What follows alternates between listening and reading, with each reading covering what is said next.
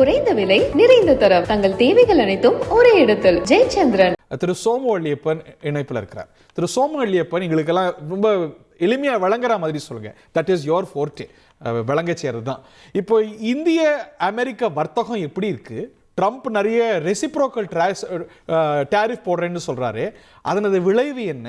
இப்போ இன்னைக்கு செய்யப்பட்டிருக்கக்கூடிய இந்த அறிவிப்புடைய இம்ப்ளிகேஷன்ஸ் என்ன? நமது பொருளாதாரம் இதனால எந்த அளவுக்கு பாதிப்படை? வணக்கம். நான் இப்ப ஓரளவுக்கு தான் இதை நான் பார்த்துருக்கேன். நீங்க பேசினதையும் நான் கொஞ்சம் கேட்டிருக்கேன்.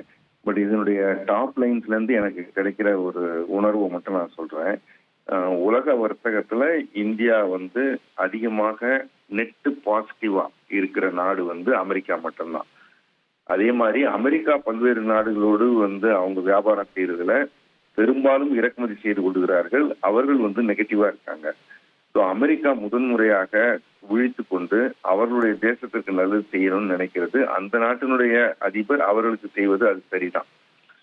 இதை இந்தியா போன்ற பல்வேறு நாடுகள் பல்வேறு விதங்கள்ல அமெரிக்கா என்கிற ஒரு பெரிய செழிப்பமான நாட்டிலிருந்து தேவையானதை எடுத்துக்கொண்டிருக்கிறது.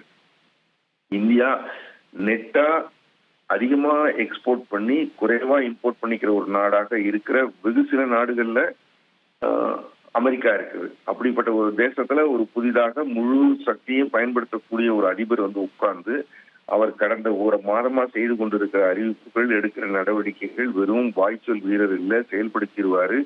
செயல்படுத்தினா அதனால வரக்கூடிய ஆபத்துக்கள் போன்றவற்றையெல்லாம் உலகம் பார்த்து கொண்டிருக்குது. ஏற்கனவே அனுபவிக்க ஆரம்பிச்சிருச்சு. ஒரு லோடு பிளேன்ல இறங்கிட்டாங்க.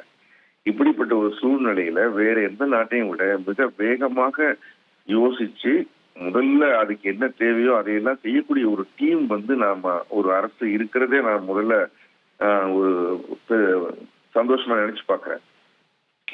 ஒரு நாடு வேகமா செயல்படணும், அதுக்குள்ள குழப்பங்கள் இல்லாம தெளிவா சிந்திச்சு என்ன செய்ய வேண்டும் என்றத இன்னைக்கு இது கையெழுத்து போடுறதுக்கு முன்னாடி இருக்கிற கிட்டத்தட்ட ஒரு மாதமா இதை யோசிச்சிருப்பாங்க. பல டீம் இதுக்கு வேலை செய்திருக்கும். வெளியில சொல்லியிருக்க மாட்டாங்க எதை செய்யலாம் எதை விட்டு கொடுக்கலாம்னு.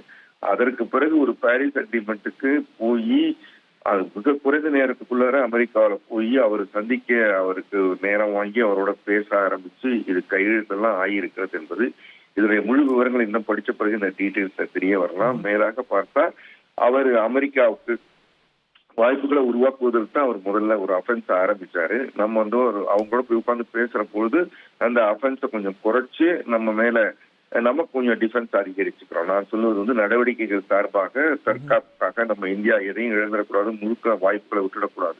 இதுல முந்திக் கொள்ளுகிறவர்கள் சிறப்பா இருப்பாங்க. நாம இப்ப பலதை போட்டதுனால நம்முடைய வியாபார வாய்ப்புகளை நம்ம தக்க வச்சுக்கிறோம்.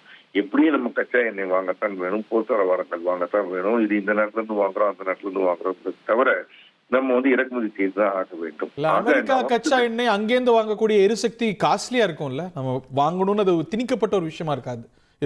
ஈரான்ல இருந்தோ இல்ல மத்த மத்திய கிழக்குல செஞ்சிருக்க மாட்டாங்க, விலைகளை முடிவு செஞ்சிருக்க மாட்டாங்க. இது எப்பயுமே முதல் நகர்வு இப்படி இருக்கலாம். இதற்கு பிறகு அவர்களை கொஞ்சம் அமைதிப்படுத்தின பிறகு அதற்கு பிறகு நம்மளால எதையெல்லாம் விலை அதிகமா அவர்களுக்கு திருப்பி கொடுக்க முடியுமோ நம்ம அதை கொடுக்க முடியும். இது முதல்ல இப்ப நம்மள ஹேண்டில் பண்ண முடியும்னு நினைக்கிறீங்க? நமக்கு ரொம்ப கை கடிக்காம ஒரு மிட்வேல மீட் பண்ண முடியும்னு நினைக்கிறீங்க?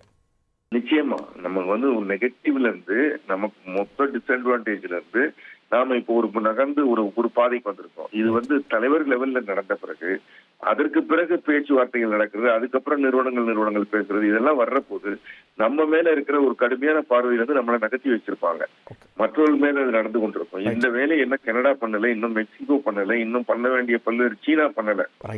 இதுல நீங்க சொல்றது ரொம்ப முக்கியமான கருத்து. அவர் இது நண்பர்கள் எதிரிகள் எந்த தேசத்துக்கும் பாகுபாடு காட்டல. பக்கத்துல இருக்கக்கூடிய கனடாவோ தூரத்துல இருக்கக்கூடிய இந்தியாவோ சீனாவோ எல்லாரையும் ஒரே மாதிரி தான் அணுகிறார். எல்லாருக்கும் சவால் தான். இந்த சவாலை தாண்டி சில நல்வாய்ப்புகளும் இந்த பேச்சுவார்த்தையில இடம்பெற்றிருக்கிறத பார்க்கின்றோம். அவர்கள் எது சொன்னாலும் ஆமாம் போட்டு கொண்டிருந்த கனடாவுக்கெல்லாம் அடி விழுந்து. குறைந்த விலை நிறைந்த தரம் தங்கள் தேவைகள் அனைத்தும் ஒரே இடத்தில். ஜெயச்சந்திரன்.